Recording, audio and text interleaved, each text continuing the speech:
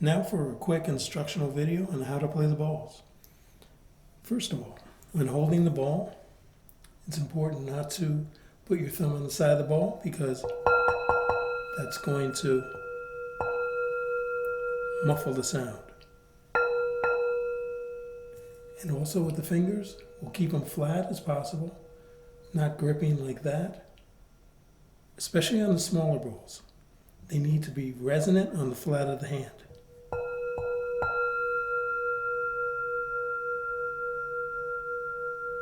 Because if we grab it,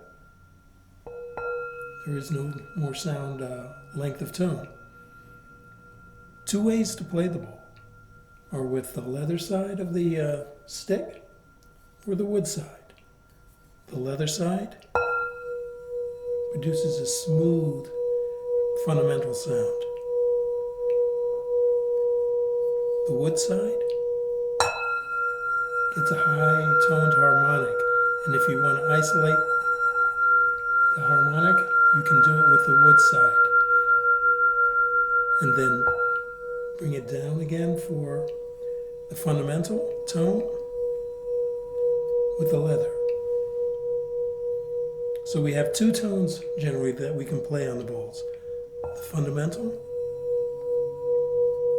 and the harmonic. And be sure to keep those fingers flat. You can hold the stick in the middle, kind of like writing a pen with a pen, and at a 20-30 degree angle to the edge, as you can see here. If you go like this, you're not going to get a sound. And only go as fast as you need to produce the sound. You don't have to whip around the bowl like that. You want to go as slow as you can, but produce that sound. If you go too slow, the sound won't happen. But if you pick it up, go at just a nice, decent pace to get that nice, beautiful sound. Same thing with the leather.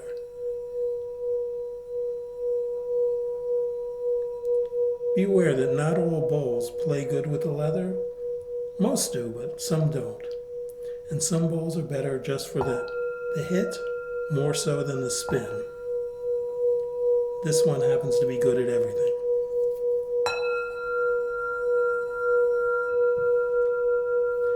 Now for a general description of the ball, we have the side of the ball, of course the diameter,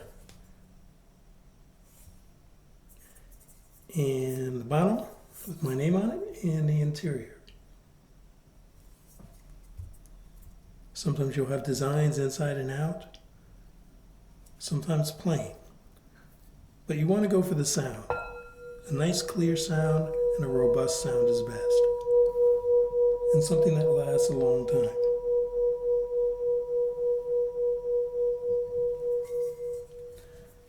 Different mallets we can use as well. Like with an easy reach mallet, this is a harder mallet on the head for more pronounced upper tone. And this is the long mallet so you can reach bowls further away from you. You can get the same similar sound hitting with the leather on the stick, or a high-pitched sound lightly tapping, and you want to tap at an angle if possible, like that, and very lightly.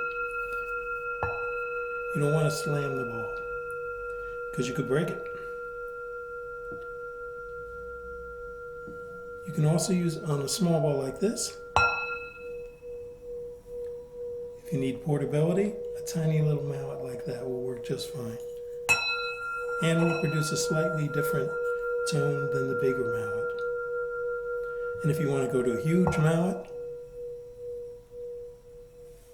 some bowls that will work on and some bowls not. So I have to hand hold this one for the big mallet to work.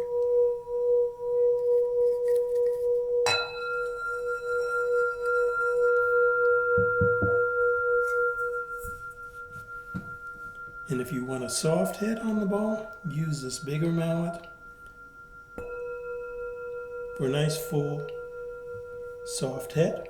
Also a smaller mallet like this will work fine for a little bit of a lighter, airier hit.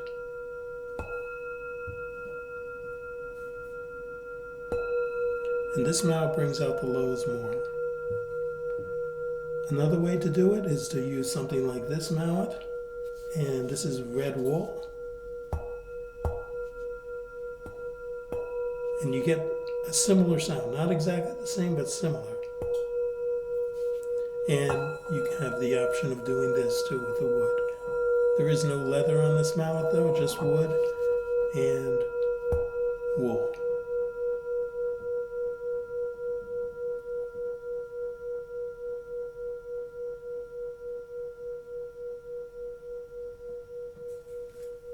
One more thing.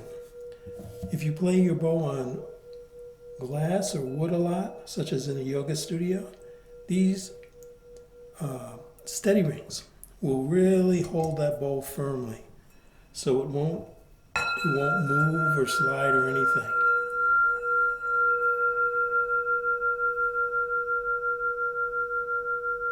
This pillow will hold the bow at 2-3 inches high if you need that. And this will stabilize the bow on any surface. And also are very portable. You can, if you have a lot of bows, these won't take up as much room as a lot of pillows. And the next option would be a ring like this, which also is more stable than the pillow, but takes up more room than the steady ring made out of rubber. And on this bow, it kind of muffles it. So sometimes you have to pick the support with care, because some support may work with one bow and not so well with another, even if the same size. And even these, if they're too big or too small, might not work well with a certain bow or another. So there we have it as a basic instruction for how to play your bow. Hope this helps you out.